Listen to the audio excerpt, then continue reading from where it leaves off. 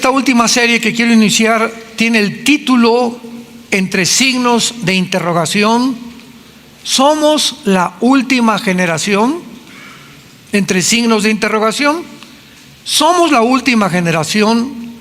Y este es el tema apasionante, profundo, teológico, bíblico, histórico, que vamos a analizar desde todos los aspectos de la vida, para que podamos realmente, aunque no sabemos el día ni la hora, saber si somos nosotros la generación que Jesucristo mencionó que sería la última de la historia humana.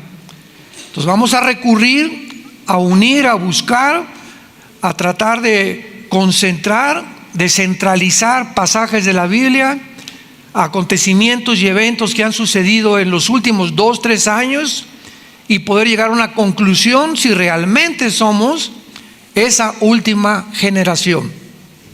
Muy bien, en Mateo capítulo 24, días antes de morir, Jesucristo estaba reunido con sus discípulos y le hicieron las 3 preguntas más importantes dentro de la escatología. La escatología es una rama de la teología que habla acerca de las profecías de los últimos tiempos. Entonces, cuando estudias escatología, estás estudiando las profecías finales. Cuando estudias hermenéutica, estás estudiando la forma como debe interpretarse correctamente la Biblia, que desde luego es desde el aspecto literal. Cuando estás hablando de demonología, estás hablando del estudio de Satanás y los demonios. Y así la teología tiene diferentes ramas, pero la de las profecías es la escatología. Entonces, en el capítulo 24, del 1 al 3, dice la Biblia que cuando Jesús salió del templo y se iba, se acercaron sus discípulos para mostrarle los edificios del templo. El templo de Salomón era una de las maravillas más grandes que había en esa época. Y todos los que pasaban veían ese templo, ¿verdad?, construido con unas piedras enormes, un diseño, una construcción espectacular. Y es lo que más atraía la atención: los edificios, ¿verdad?, la religión, las ceremonias, los ritos, cuando se olvidaban que el principal propósito de una persona que busca a Dios es la persona de Jesucristo y no el edificio. Y por eso es tan importante que nosotros, ya como cristianos, nunca digamos vamos al templo, porque esto no es el templo. Y si construimos un edificio, Dios nos concede construir un edificio para poder tener un edificio para poder reunirnos, el edificio no es el templo lo somos nosotros. El templo somos nosotros. Antes de la cruz de Cristo, había lugares que se acercaban, como el tabernáculo, que fue el lugar que Dios diseñó para que el pueblo de Dios se reuniera, y la presencia de Dios se encontraba ahí mismo, ¿verdad?, en el tabernáculo, en el arca del pacto. Entonces los judíos, al llegar ahí, sabían que ahí estaba Dios. Dios escogió recluirse en ese lugar, en el arca, y cuando sacaban el arca iban siguiendo la presencia de Dios. Pero después de la cruz de Cristo a nuestros días, el Espíritu Santo bajó y entró a cada uno de nosotros e hizo nuestro cuerpo el templo nuevo de Dios. 1 Corintios 6, del 19 al 20. ¿Que no saben que ustedes son el templo del Espíritu Santo? Que el cuerpo es el templo donde ahora habita Dios. Entonces, donde 2 o 3 se reúnen, ahí está la iglesia. Entonces, todas estas cosas tenían que desaparecer. Todos estos conceptos de irnos de rodillas a un lugar sangrando las piernas, golpearnos con pencas de nopal la espalda, o Señor, te ofrezco que voy a ayunar 1 mes para que sanes a mi hijo. Imaginémonos nada más, Dios desde el cielo, sí, mira a Miguel el arcángel, mira a doña Chole, Tiene un mes la pobrecita que no come para que yo le sane a su hijo. O sea, en otras palabras, doña Chole cree que yo no soy un Dios misericordioso y que ella tiene que hacer un sacrificio para que yo responda a sus oraciones. Y Dios no busca más sacrificios. Pues Señor, ahora voy a dejar a mi novia para que me contestes. O voy a hacer esto para que, o determinada acción para que tú puedas realmente saber que me tienes que responder y que yo te quiero. Todas estas acciones de los seres humanos son debido a la ignorancia de las Sagradas Escrituras.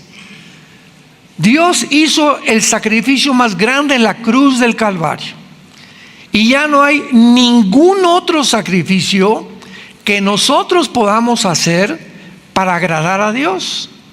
Entonces, imaginémonos que hay un sacrificio que supere lo que hizo su Hijo. Entonces, Dios nos da ese sacrificio a nosotros para que nosotros podamos entender que ahora Dios no busca eso, Dios busca obediencia. Entonces, es la obediencia la manera. ¿Quieres agradar a Dios? Obedécelo. Y no cuando tengas un enfermo, cuando tengas un problema en tu casa, ahora sí voy a ayunar, ahora sí voy a hacer esta cosa para que Dios me oiga. Y viviste 2 o 3 meses atrás en desobediencia a la palabra de Dios. Entonces no podemos hacer negocio con Dios. No es el genio de la lámpara de Aladino que le pedimos un milagro y que nos los tiene que hacer. Porque aunque hagamos lo que hagamos, a Dios le agradamos por la fe. Hebreos 11:6. Y sin fe es imposible. Ahí está claramente la declaración. No hay ninguna otra cosa que agrade a Dios más que tú creas lo que dice aquí. Cuando tú crees lo que dice aquí y obedeces lo que Él dice aquí, tú estás continuamente agradándole a Dios, satisfaciendo la voluntad de Dios, y Dios se agrada de nosotros y Dios nos corresponde dándonos una iluminación más clara de su voluntad. ¿Cómo podemos responder ante un problema con un hijo, con una hija, o en tu matrimonio, si te divorcias o no te divorcias, si compras esa casa, si no compras esa casa, qué carrera vas a estudiar? Entonces Dios nos responde iluminando nuestra mente cuando ve la obediencia. Y entonces la decisión que tomes, no te vas a arrepentir el día de mañana, porque todas las decisiones son para bien o para mal. Todas las decisiones que tomes en tu vida te van a afectar el día de mañana, en una semana, en 2 meses, el año que entra, para bien o para mal. Entonces estaban todos los fariseos y la gente asombrada, se acercaron para mostrarle los edificios del templo. Y respondió él y les dijo, versículo 2, Mateo 24, ¿ven ustedes todo esto? De cierto les digo que no quedará aquí piedra sobre piedra que no sea derribada. O sea, ustedes se asombran por lo que ven, admiran las construcciones y creen que eso es realmente la religión. Quiero decirles que toda esta maravilla de edificio y de construcción no va a quedar piedra sobre piedra. ¿Qué estaba Jesús tratando de decirles? No pongan sus ojos en el edificio, ni en los ritos, ni en las ceremonias. Pongan sus ojos en mí. Yo soy el principal propósito por el cual tú debes vivir. ¿Cuándo se cumplió esta profecía? 70 años después de la muerte de Cristo. Vino Roma con Tito, el general romano, y arrasó Jerusalén, incendiaron Jerusalén, y hasta 1948, que lo vamos a ver, más casi 2000 años, los judíos quedaron sin templo famoso, sin sacrificios, sin el arca del pacto, sin la vaca heifer que necesitan, o la vaca roja para los sacrificios, etcétera, etcétera. Y entonces, sin entender nada, versículo 3, sentado Jesús en el monte de los olivos, los discípulos se le acercan y le hacen 3 preguntas. Vean las 3 preguntas de la profecía más importantes que le hicieron a Jesús. Número 1, dinos cuándo serán estas cosas. Número 1, le estaban preguntando a Cristo lo que acababa el Cristo de decirles: ¿cuándo va a ser destruido el templo? Y aquí no les contesta Cristo en Mateo 24, lo contesta en Marcos y en Lucas, en los otros evangelios, en Lucas 21 y en Marcos capítulo 13. ¿Cuándo serán estas cosas? Sabemos ya que la respuesta es 70 años después de Cristo. Vinieron los romanos y acabaron, arrasaron, incendiaron Jerusalén.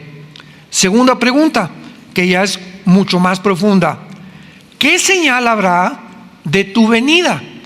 Esto lo contesta Cristo en el mismo capítulo, versículo 29. E inmediatamente después de la tribulación de aquellos días, vean las señales. Van a ver que el sol se va a oscurecer, la luna no dará su resplandor, las estrellas caerán del cielo y las potencias de los cielos serán conmovidas. Entonces aparecerá la señal del Hijo del Hombre en el cielo, y lamentarán todas las tribus de la tierra, y verán al Hijo del Hombre viniendo sobre las nubes del cielo con poder y gloria. ¿Cuál es la señal de la segunda venida de Cristo? Las señales cósmicas que todavía no han sucedido. ¿Recuerdan ustedes que hace poco hubo las 4 lunas rojas? Y salieron por todos lados especulaciones y correos, y en el TikTok y en las redes sociales: es que nos encontramos, ya viene Cristo. A las redes diciendo que porque las lunas se pusieron rojas en un eclipse que hubo lunar, ya era la señal que venía Jesucristo. Sin embargo, estas señales son para antes de la segunda venida de Cristo y no antes del rapto. Esa es la grande diferencia. Para el rapto no hay una sola señal. El rapto es inminente. ¿Qué significa inminencia? Sin ninguna aparición, sin ninguna señal, sin ningún anuncio. El rapto puede ser ahorita saliendo de este edificio, o en la noche, o mañana, o dentro de 6 meses. El día y la hora nadie la sabe. Pero como no hay ninguna señal específica para el rapto, la hay para los cristianos que vivan en la tribulación, que son los 7 años de la semana 70 de Daniel, que cuando lleguen ellos a la tribulación sabrán que cuando los fenómenos cósmicos aparezcan en el cielo, y que sean los 7 años que profetizó Daniel en Daniel 9, 24 al 27, verán entonces que Jesucristo viene por ellos y se animarán a poder resistir al anticristo. Pero nosotros no tenemos ninguna señal. Por eso es tan importante estar atentos a la tercera señal y a la tercera pregunta: ¿y qué señal habrá del fin? ¿Qué dice? Del fin del siglo o del fin de la historia. Entonces, ¿qué señal habrá de cuándo se destruyera el templo? Bueno, ya la sabemos. ¿Qué señal habrá en tu segunda venida? Fenómenos cósmicos, las estrellas, habrá cosas terribles en el mundo. Pero ¿cómo sabemos que hemos llegado al final? Que nos hemos acercado al final de la última generación. Muy bien. Y después de las señales que ya Cristo comienza a mencionar en el versículo 4, entonces Jesús les dijo inmediatamente: miren que nadie los engañe. Mateo 24 está escrito exclusivamente a los judíos. ¿Cómo lo sabemos? Porque cuando anuncia Cristo la venida del anticristo, anuncia más adelante, el versículo 15 en adelante, de que los que están en Judea, que se escapen a los montes de la persecución del anticristo. Entonces, cuando Él les dice: miren que nadie los engañe, es porque ¿cuántos de ustedes han visto en los últimos meses que los judíos ortodoxos en Israel andan propagando que ya vino el Mesías? ¿No han visto ustedes en las redes sociales los videos? Se juntó un señor barbón con un sombrero y comenzaron a juntarse miles de judíos besándole la mano. Ahí están las redes sociales. Estoy hablando de hace 2 o 3 meses. Hace un año apareció otro también, otro en Nueva York, otro rabino dijo que él era el Mesías, y fueron a Nueva York, se salieron de Jerusalén y querían ver realmente que era el Mesías para adorarlo. ¿Y cuántos judíos se han enfrentado con engañadores y falsos profetas? Porque rechazaron al que realmente Dios había escogido como el Mesías. Entonces lo primero que Dios nos muestra es que el engaño vendrá como una de las señales más grandes de que nos encontramos en la última generación. Y así vamos a ir escudriñando poco a poquito diferentes pasajes para irnos acercando, irnos uniendo el rompecabezas que tenemos delante y poder descubrir, vuelvo a insistir, si nos encontramos en esa generación. El mundo ha sido engañado siempre, lo sabemos, ¿verdad? Hitler engañó a los judíos diciéndoles, ¿verdad?, que ellos no eran realmente el pueblo prometido. Hitler engañó a 85 millones de alemanes, fueron engañados por Hitler creyendo que él era el Mesías. Benito Mussolini engañó a millones de italianos. Saddam Hussein engañó a millones de iraquíes. Carlos Marx engañó al mundo diciendo que el problema realmente del mundo no era espiritual, era social, era una lucha de clases. Alejandro el Magno engañó al mundo creyendo que los más grandes conquistadores eran los que iban a conquistar el mundo tarde o temprano. Rothschild, el que fundó la banca suiza, engañó hace 2 o 3 siglos al mundo, propagando, y junto después con David Rockefeller en el siglo XX, de que realmente la economía era la única forma de poder sobrevivir y poder sacar a la humanidad de los problemas de la guerra, etcétera, etcétera. Y así vamos toda la historia del mundo, desde la Torre de Babel, que fueron engañados. Vamos a levantar una torre, hagámonos un nombre, y vemos en la Torre de Babel la primera centralización del poder político y religioso. Todo tiene su origen en la Torre de Babel. ¿Qué significa esto? Que si es Satanás el que se encuentra detrás de la humanidad, 1 Juan 5:19, y Satanás tiene una estrategia para tratar de destruir a la humanidad que nos odia, y él es un maestro en el arte del engaño, de la mentira. Significa que cuando reunió por primera vez después del diluvio a la humanidad en la Torre de Babel, el propósito principal de Satanás, síganme con mucho cuidado, significa desde el principio que corre la misma estrategia por toda la historia, convencer a la humanidad que debería haber una centralización del gobierno y una sola religión. Y todos los faraones se creían dioses, los césares romanos se creían dioses, todos han querido que sean realmente ellos adorados, los dirigentes, y desde hace siglos el ser humano está buscando un solo gobierno mundial. En la mente de Satanás, ¿qué es lo que ocurre o cómo funciona esta mente diabólica?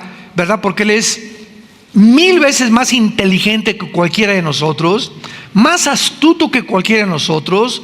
Las trampas que Satanás te ponga no te las vas a imaginar. Satanás va a apelar a tus emociones, a tus sentimientos para engañarte, él nos supera en todas las áreas. No podemos nosotros humanamente enfrentarnos a poderes espirituales que están organizados, que nos llevan millones de años de antigüedad, de experiencia, de conocimiento, de sabiduría. Lucifer fue la criatura más perfecta que Dios ha creado. Es imposible que el ser humano, con las limitaciones y el ADN corrompido y la imagen de Dios corrompida dentro de nosotros, podamos discernir las estrategias de Satanás, defendernos contra ellos y poder vencer. Imposible si tú no vives cerca de Dios. Juan 15:5, separados de mí.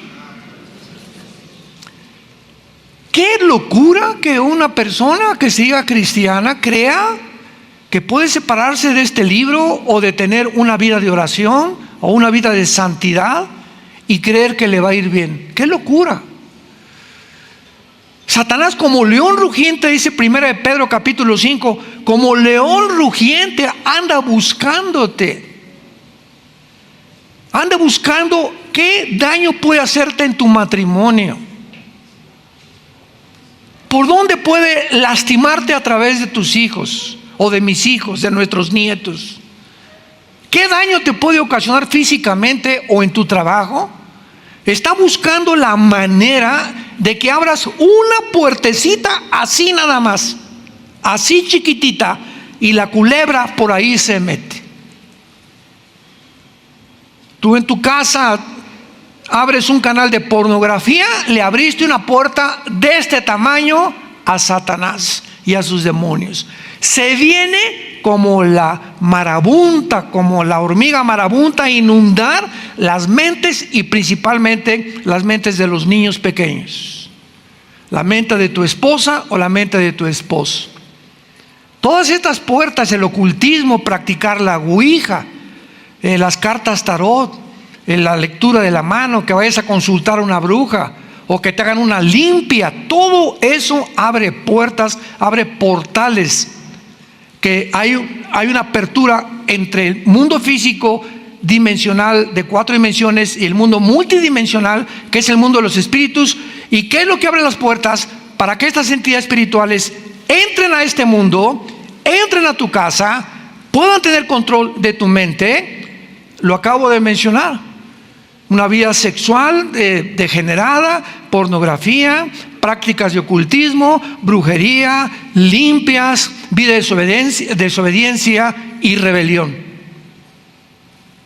La rebelión de los padres a los hijos, dice 1 Samuel 15:23, como pecado de rebelión es la brujería. Se compara la rebelión a tus papás como si estuvieras practicando la brujería y el ocultismo. Se compara la rebelión de una mujer a su esposo como si fuera bruja, o viceversa. Cuando el esposo no respeta a la esposa, él se está rebelando a no ser la cabeza, el digno, el sacerdote de su casa. Y tenemos ya que despertar ahorita en el 2023 que vamos a entrar, para estar conscientes, como le dice Pablo a los Corintios, de las estrategias de Satanás. Ahora escuchen. Si la estrategia de Satanás ha sido principalmente la centralización de un solo gobierno desde la Torre de Babel, somos la primer generación en la historia en la que un solo hombre puede ya gobernar el mundo mediante la tecnología que hemos alcanzado. Ahora, con la tecnología que tenemos, un solo hombre es capaz de poder gobernar el mundo. Y lo estamos viendo con nuestros propios ojos en estos últimos 2 o 3 años, cuando ahora los gobiernos, las naciones, están perdiendo su soberanía nacional. Ahora no son los gobiernos los que dicen, por ejemplo, en Francia o en España o en Italia o en México, vamos a hacer esto. Ahora los gobiernos están siendo manejados por una élite,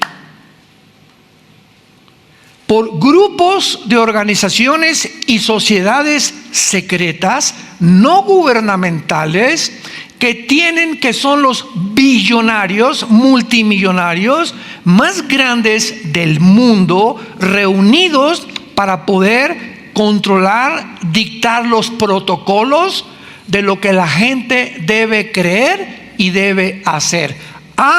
Pero para esto necesitan el control ¿de qué? De los medios masivos de comunicación. Tú controlas la comunicación de las masas y lo que ves en la televisión lo llegas a creer, lo que dicen las cadenas de información lo llegas a creer, y ellos pueden hacerte creer lo que ellos quieren que tú creas. Y lo acabamos de ver en los últimos 2 o 3 años.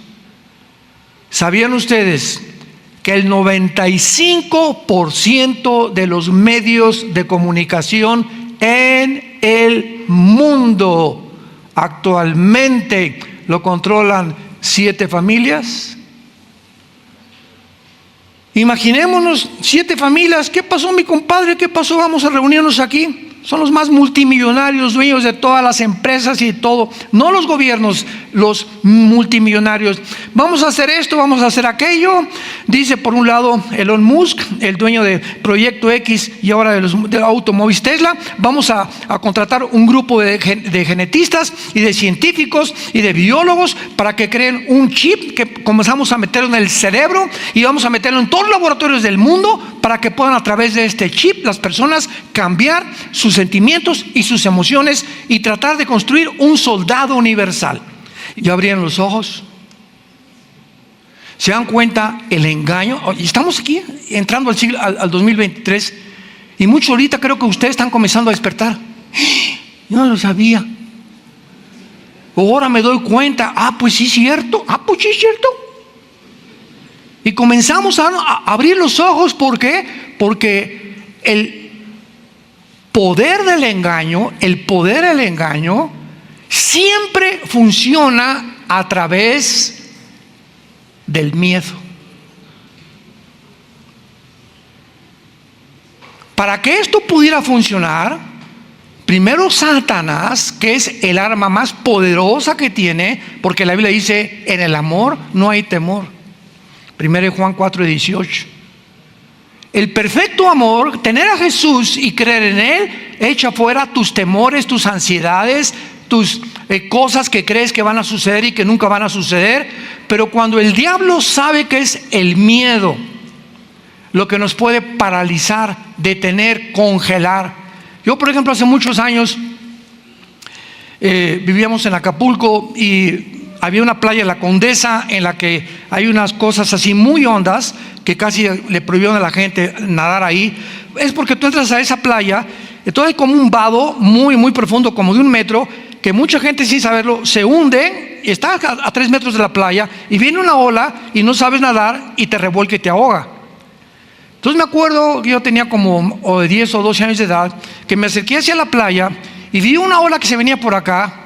Y el simple hecho de ver el tamaño de la ola me congeló. No supe qué hacer así. Me quedé así. Pues cayó sobre mí, gracias a Dios que sabíamos muy bien nadar desde niños y sabía cómo me tenía que reaccionar debajo de la ola y ya pude salir, ¿no? Pero ¿cuántas veces nos damos cuenta que el miedo congela? Estás a las 2 de la mañana en tu casa y de repente oyes la puerta, cric. ¿No es cierto? Y nos quedamos así. ¿Me paro o no me paro? ¿Quién será? ¿Iré por la pistola o no? ¿O por el sartén o no? Pero al sentir algo que nos amenaza, impide que nosotros reaccionemos normalmente. El miedo congela, el miedo paraliza. Entonces estamos en un mundo engañado. Qué interesante que al terminar la Biblia en Apocalipsis capítulo 12 se nos mencione finalmente la misma estrategia que usa Satanás. Y dice Apocalipsis 12 versículo 9: y fue lanzado fuera el gran dragón, la serpiente antigua que se llama Diablo y Satanás, el cual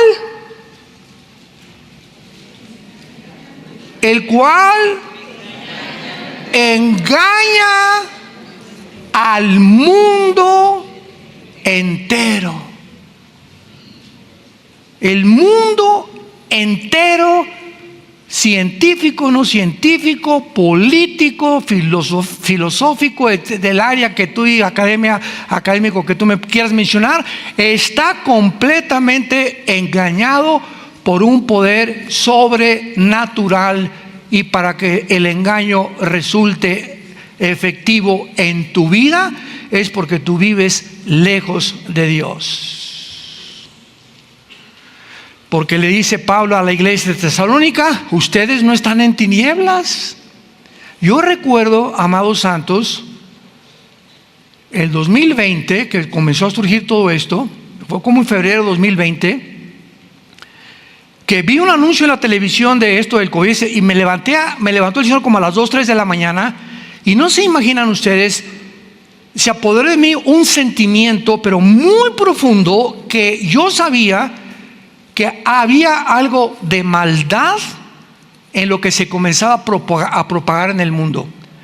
Al otro día me levanté, creo que febrero del 2020 comenzaba este movimiento. Me levanté, desperté a mi esposa, a Marta, muy alterado, y le dije: por favor, necesito grabar algo y mandarlo a las redes sociales. Y lo grabé. Y no se imaginan, se me vino el mundo entero, casi me crucifican. Que yo estaba inventando, que yo no era biólogo, que yo era microbiólogo, etcétera, etcétera. Y todavía está ese primer video que mandé en las redes sociales diciendo: esto es un engaño, no lo crean. Claro que tenemos que protegernos, ¿verdad? Y el bicho existía, pero la forma como se estaba manipulando a la gente, había una agenda satánica detrás para poder reducir la población, para poder reducir la salud, para todavía violentar más nuestro sistema inmune. Y después se descubre que la famosa pañal, tapabocas que nos ponían, comenzaron a descubrir los científicos. Hay un aparatito que viene en la farmacia que se llama el oxímetro. No sé cuántos de ustedes lo compraron. Ese oxímetro lo recomendaban ya después de los últimos meses para que te lo pusieras en el dedo, y si tenías más de 90, pues no tenías COVID, o sea, estabas bien. Y si tenías menos, 80, 85, era probablemente que tuvieras el COVID. O sea, la oxigenación determina el grado de tu inmunidad. Y todas las personas que comenzaron a taparse la boca, se les comenzó a recomendar, y casi nadie hizo caso de comprarse el oxímetro. Y las personas que tenían tapada la boca, después de 1 o 2 horas, se les dijo: mídanse la oxigenación. Les bajaba a 85 de oxigenación. Oye, pero ¿qué es lo que nos da la vida? Es el oxígeno. Y nos sacaron de las playas, nos sacaron de los parques donde la fauna y los árboles producen, ¿verdad?, el oxígeno. Nos sacaron de ahí. No vayan a los parques, que los niños tampoco. No vayan a las playas. Fue una campaña, acuérdense cómo se vino, pero así estábamos, el mundo aterrado. Nos confinaron, nos encerraron, y todos con miedo. Y así es como pudimos ser controlados por la élite que gobernaba a los países, y los países aceptaban el mismo protocolo. Qué coincidencia que todos coincidieron el mismo protocolo. Se caen completamente el engaño cuando descubrimos lo que se encuentra detrás. Si tú agarras un anzuelo y te vas al mar, y echas el anzuelo y lo jalas dentro del mar, ningún pez lo va a morder. Pero si tú al anzuelo le pones un pececito, el pez va, y qué cosa muerde el anzuelo, se dan cuenta que fue engañado. Cuando muerde el anzuelo, fue demasiado tarde. ¿Qué lo engañó? No distinguir que eso era falso, que era un engaño. De la misma forma, Satanás pesca a los seres humanos. Nos tiene que mostrarnos engaños, y lo muerdes y estás atrapado. Y no te das cuenta hasta después de que caíste en ese engaño. Y estamos en un mundo donde, a través de todas estas cosas que vamos a ir reuniendo, vamos a ir descubriendo que nos encontramos, sin un lugar a dudas, en la última generación. Te damos gracias, Padre, porque no somos hijos de las tinieblas. Somos hijos de la luz. Y tú, Señor, nos has enviado a tu Espíritu Santo para alumbrar nuestro entendimiento. No estamos en tinieblas para que aquel día que ya se acerca nos sorprenda como ladrón. Somos hijos de la luz. Somos hijos del día. No podemos ser engañados como el mundo sigue engañado. No somos de la noche ni de las tinieblas. Por tanto, no durmamos como los demás. Despiértate, tú que duermes, que Cristo te alumbrará. Deja de vivir esa vida vana que estás viviendo, nada más en hacer dinero, negocios, preocuparte, mujeres, placeres. Déjame todo eso en mis manos, dice el Señor. Busca mi reino, ponme en primer lugar en tu vida. Vive cerca de mí y yo te añadiré a tu vida todo lo que te haga falta. Los que duermen de noche duermen, los que se embriagan de noche se emborrachan. Pero nosotros que somos del día, seamos sobrios, habiéndonos vestido con la coraza de fe y de amor, con la esperanza de salvación como yelmo, porque no nos ha puesto Dios para la ira, ni para ser engañados, sino para alcanzar salvación por medio de nuestro Señor Jesucristo, quien murió por nosotros, para ya sea que velemos o que durmamos, vivamos juntamente con Él. Por lo cual, anímense unos a otros, anímense y edifíquense, así como lo hacemos mediante la predicación de la palabra de Dios.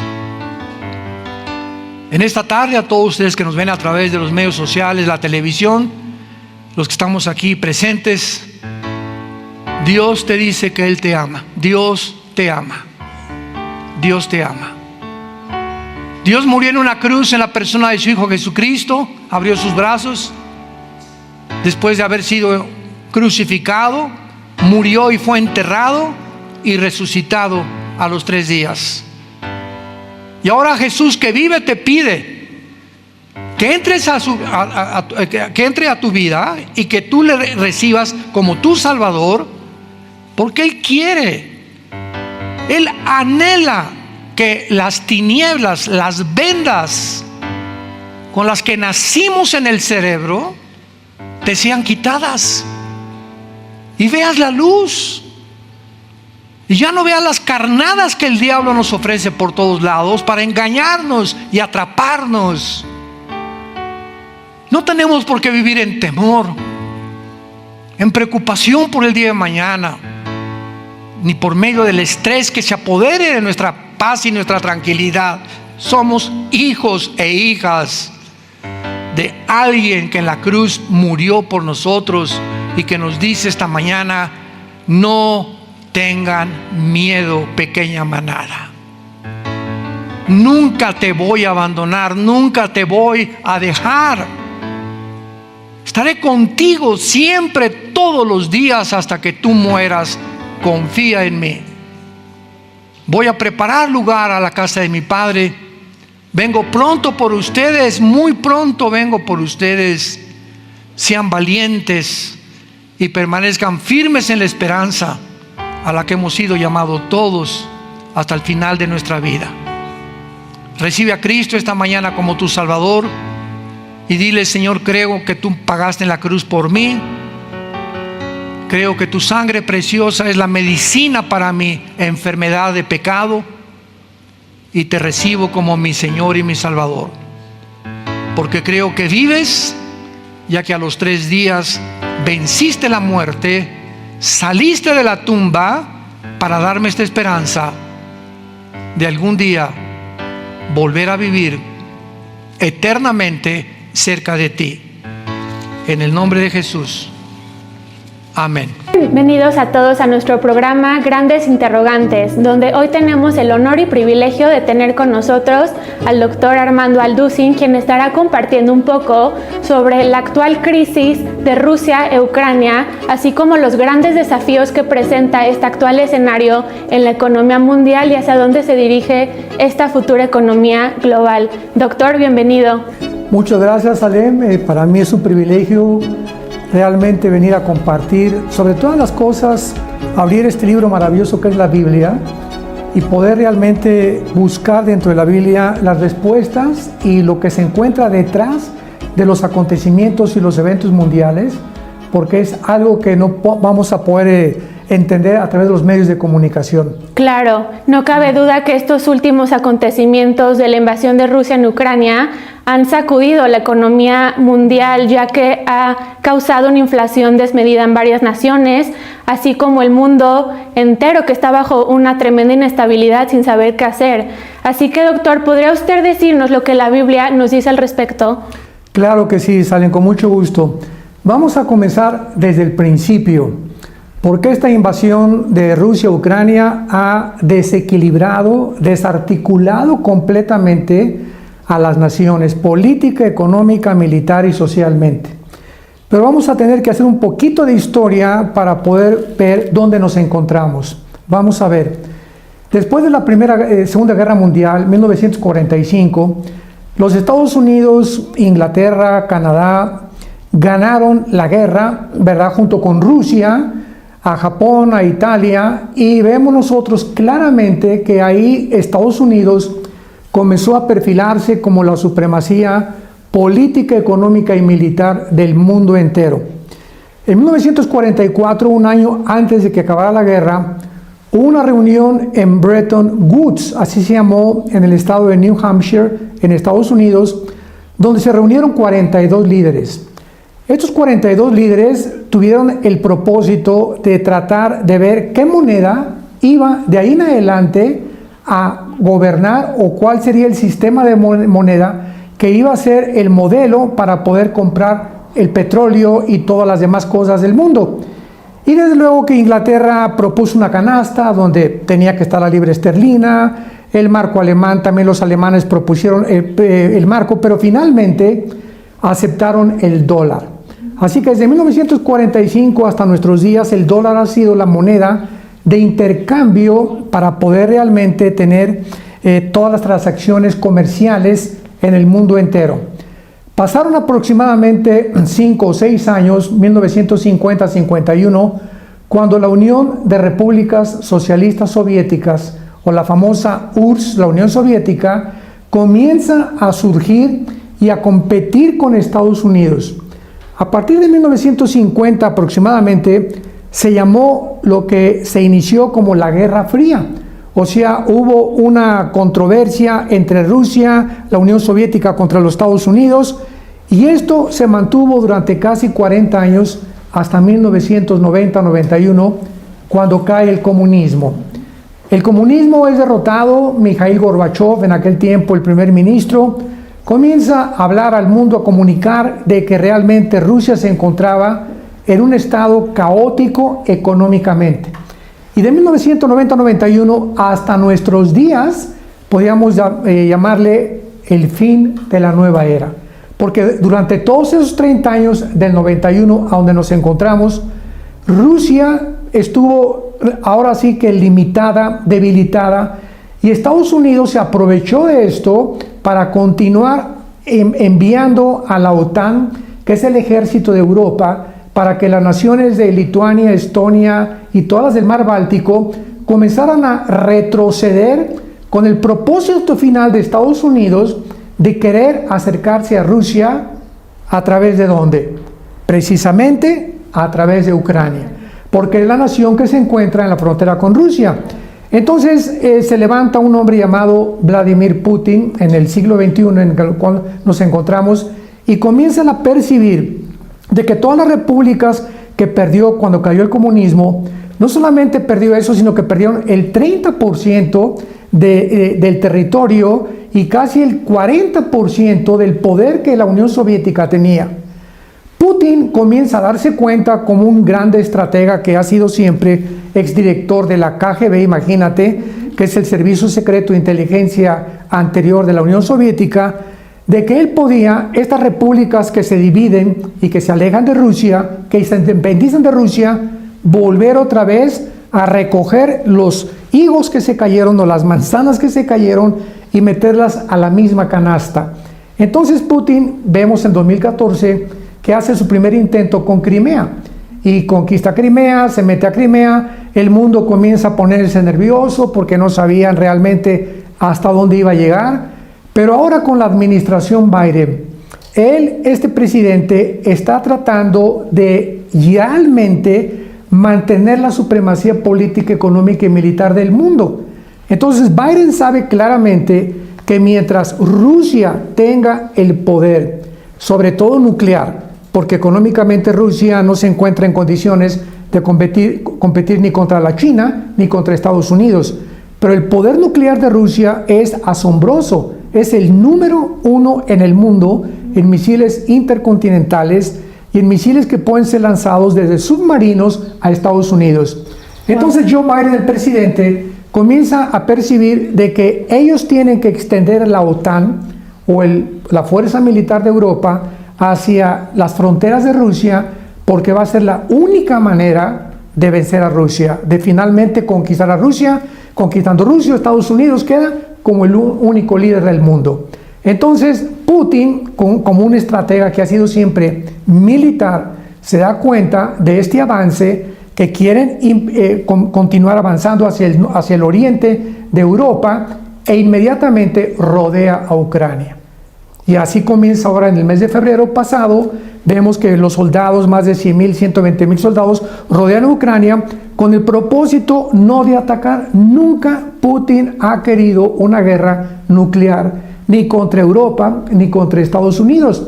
Pero él, como cualquier persona, hace cuenta que Estados Unidos escucha que pusieron misiles en México, en Puerto Rico y en Cuba. Oye, Estados Unidos no se va con las manos cruzadas. Es imposible que pueda Estados Unidos tener sus fronteras con misiles apuntando a Estados Unidos.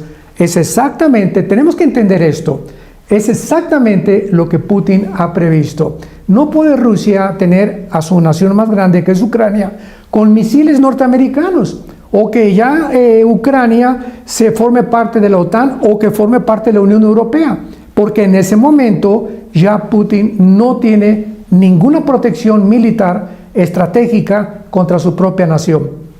Y aquí es donde entonces, cuando Estados Unidos ve que Putin rodea a Ucrania y que se dan cuenta realmente de que no van a entrar, comienzan las famosas sanciones económicas. Claro, de hecho inicialmente Putin había comentado tras esta supuesta invasión que su estrategia principal era desmilitar, no necesariamente invadir Ucrania. Entonces creo que es muy importante, ahorita que usted mencionó todo el contexto histórico, es muy importante mantener esto en cuenta antes de juzgar esta actual situación que está escalando cada vez más.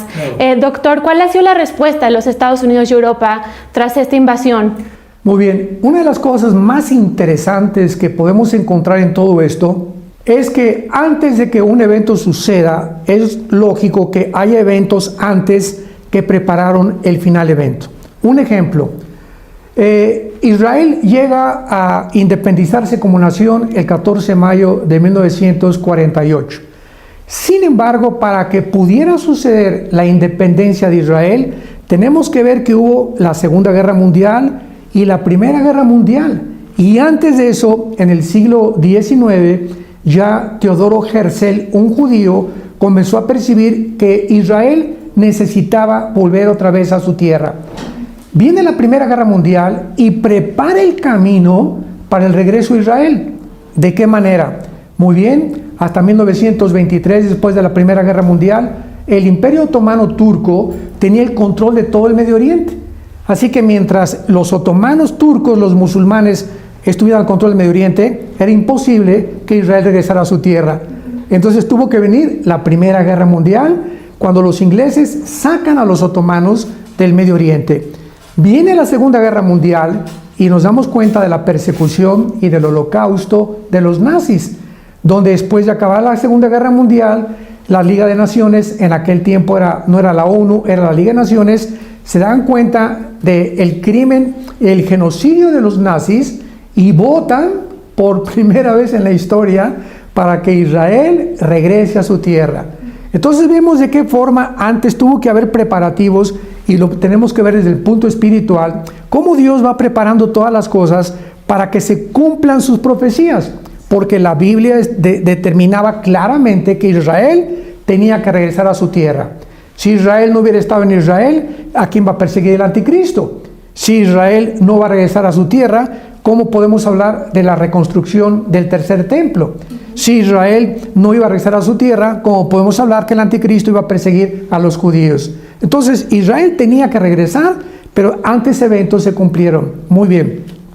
En Apocalipsis capítulo 13, versículo 16 y 17 al 18, encontramos una profecía de cómo va a terminar el mundo y de qué forma el mundo va a terminar. Y dice así, aquí está hablando en este pasaje del falso profeta o de un líder religioso que va a ayudar al anticristo.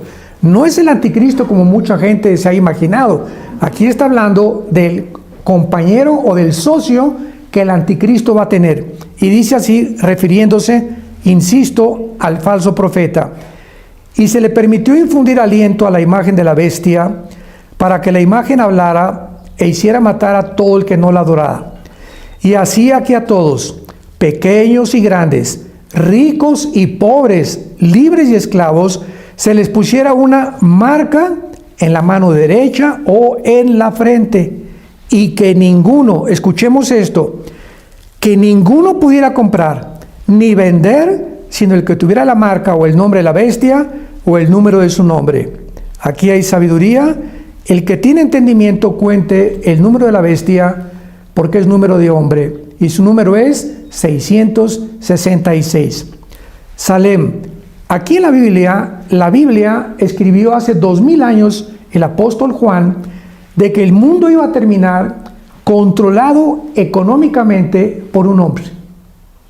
Entonces, vemos nosotros las tendencias actuales, cómo están pavimentando el camino para que lleguemos al cumplimiento de esta profecía. Oye, estos últimos 2 años de la famosa pandemia, ¿qué fue lo que vimos? Vimos que de repente todos los gobiernos, de una forma arbitraria, totalitaria, autoritaria, se aprovecharon de este virus para poder tratar de controlar más, a anular nuestras libertades, nuestras garantías individuales, nuestros derechos que realmente tenemos como ciudadanos, y comenzaron a avanzar apretando a todas las naciones al grado de que pues ya finalmente comenzaron a demandar que el que no tuviera el pasaporte verde, te recordarás, o sea, un pasaporte que garantice que estás vacunado, no podías ya ni comprar, ni vender, ni entrar a tiendas, etcétera, etcétera. Qué interesante que todo esto esté comenzando a suceder, cuando finalmente así va a acabar el mundo, controlado por una marca, ya no por un pasaporte verde. Entonces vemos que finalmente la Biblia nos habla que el mundo va a terminar en un nuevo orden económico internacional. Y lo más interesante de todo esto es la forma como ahora Estados Unidos respondió con Europa para la famosa invasión de Ucrania. ¿Cómo respondieron? No sé si tenga más preguntas al respecto.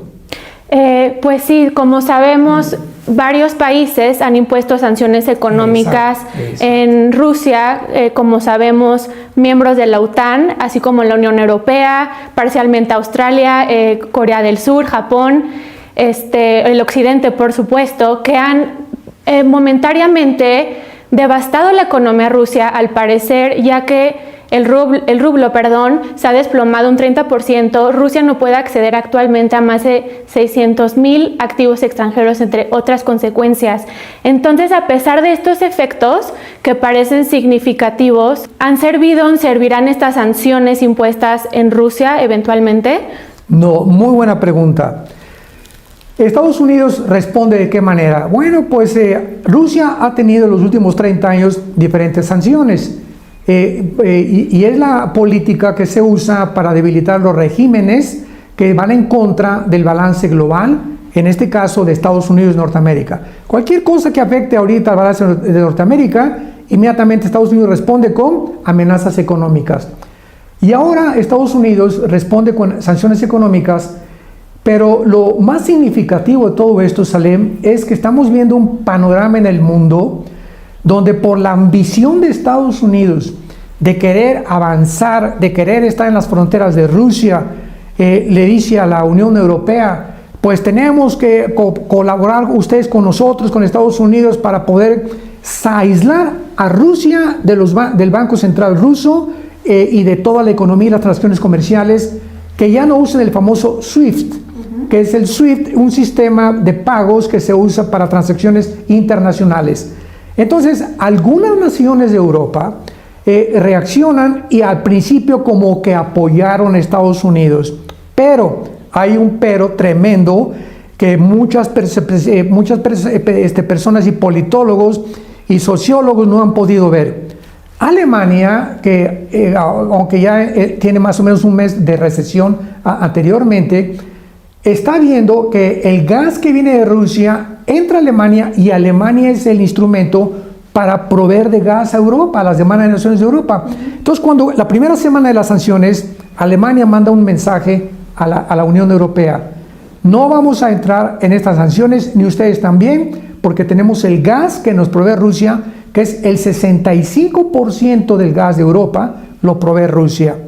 Entonces algunas naciones entraron, Italia entró, España mandó una fragata a Bulgaria, y algunas naciones europeas quisieron colaborar con Estados Unidos, y vemos claramente de que solo Estados Unidos, escucha esto, solo Estados Unidos, no más de 2 o 3 naciones de Europa, ninguna nación de Hispanoamérica, ni Puerto Rico, ni Cuba, ni México, ni Guatemala, ni Brasil, ninguna nación de África, y ninguna nación del Medio Oriente, y ninguna nación de Asia han colaborado para las sanciones económicas. Entonces, como que Estados Unidos ahorita se ve apretado, encasillado. Biden está como león herido que no sabe qué cosa hacer, porque el mundo no respondió como él creía que iba a responder. ¿Por qué el mundo no respondió? En primer lugar, la imagen de Estados Unidos ha decaído y se ha debilitado en los últimos años como tú no te imaginas. Desde la pérdida de Afganistán, que fue el ridículo más grande, la vergüenza más grande que Estados Unidos pudo haber atravesado, se ha convertido en un tigre de papel. Esto de que Biden haya abandonado más de 5 o 6 billones de dólares en armas en Afganistán, que haya abandonado la embajada con personal norteamericano en la embajada de Afganistán, y que haya huido sin haber realmente defendido contra los talibanes esta nación y sus intereses personales o nacionales, ha proyectado a Estados Unidos como un tigre de papel. Ahora viene el caso de Ucrania, y hay una cosa muy importante en todo este alboroto de Ucrania y Rusia, que el presidente Joe Biden tiene 5 años mandándole al presidente Zelensky de Ucrania $1 millón. Él ha provisto a este gobierno porque él sabe que Ucrania tiene que unirse a la Unión Europea, y le conviene a Estados Unidos que también se una a la OTAN. Y entonces comenzaron a comprar desde hace 5 años al gobierno, que está más corrompido que nada, el gobierno de Ucrania. Los nacionalistas ucranianos, la mayoría son nazis. O sea que la gente no sabe todas estas cosas tan importantes, ¿no? Entonces Putin ve todas estas maniobras de Estados Unidos, están comprando al presidente, y ahorita el presidente Zelensky, que se viste de soldado y que quiere hacer un papel de héroe ante el mundo entero, en lugar de que como un héroe verdadero diga: yo ya no quiero más derramamiento de sangre, que Rusia entre y le damos Ucrania para evitar más millones de muertes. No, él está tratando de pelear a las patadas contra Sansón.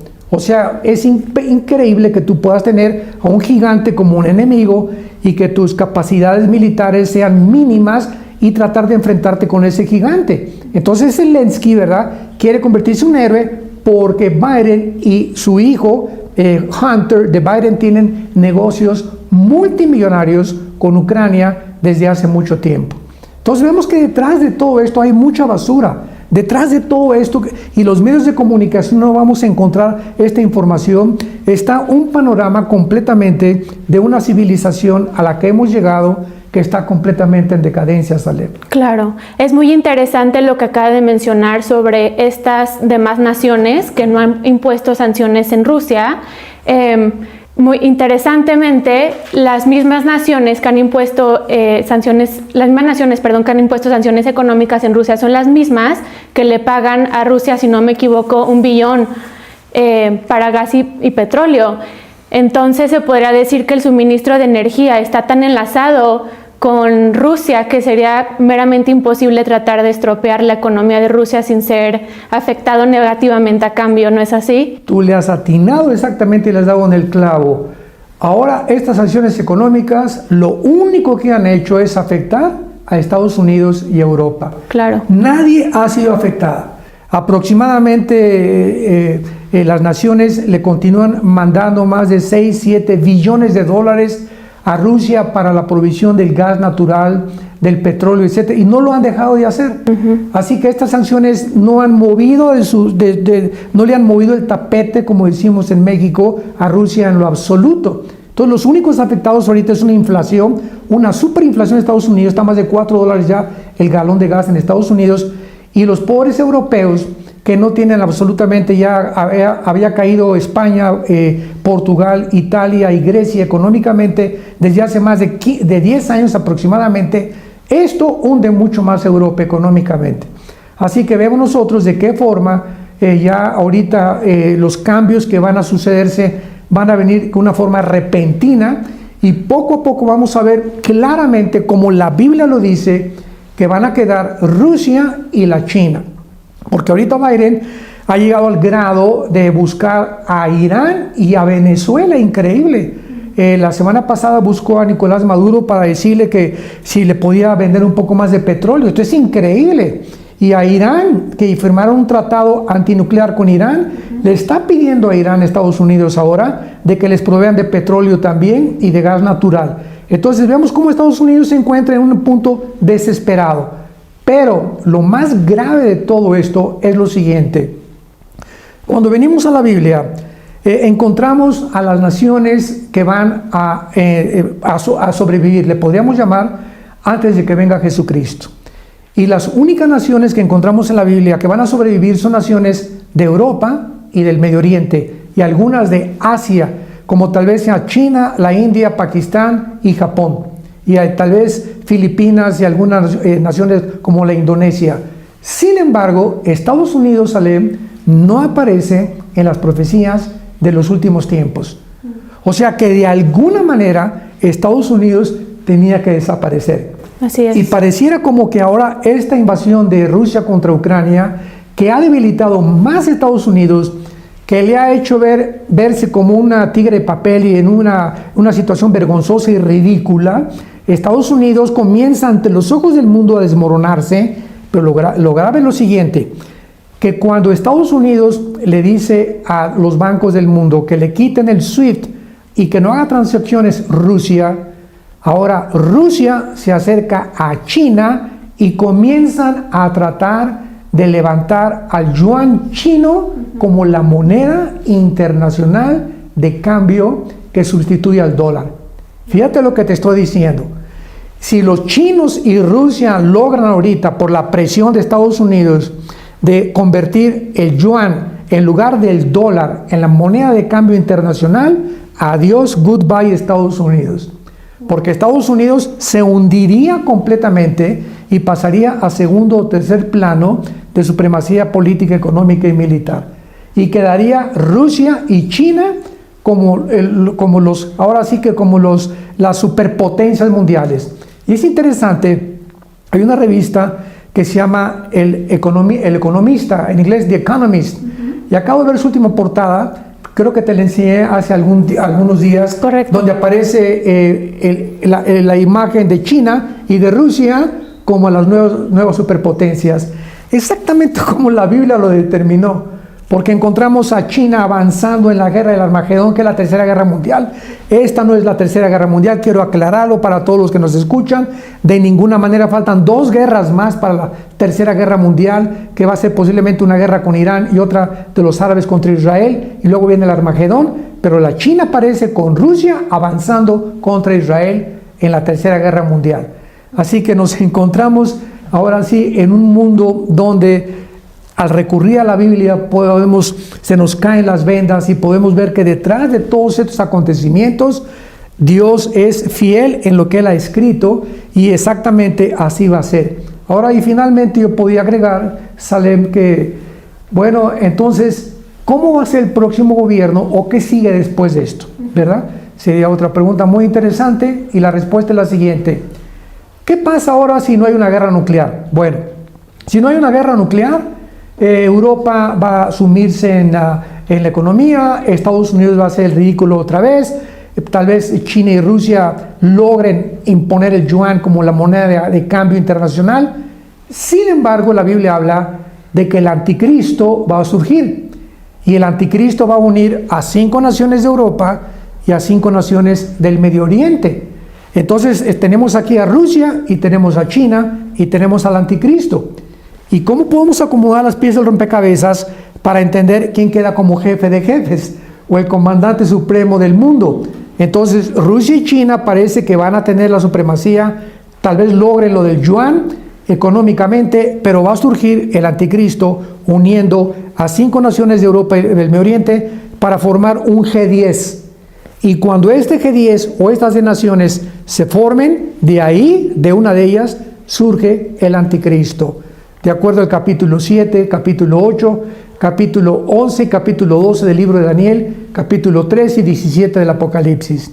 Así que vemos de una forma interesante que Hitler surge de Alemania cuando estaba en el tirado, con el comunismo por todos lados, una pobreza impresionante, y surge la figura de Adolfo Hitler. Siempre los dictadores surgen en medio del caos.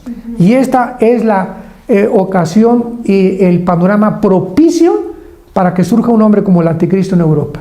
Wow. Finalmente. Wow, qué interesante todo esto que nos menciona, doctor. Volviendo de la posibilidad que usted menciona, o más bien que la Biblia menciona claramente que Estados Unidos iba a ser borrado del mapa.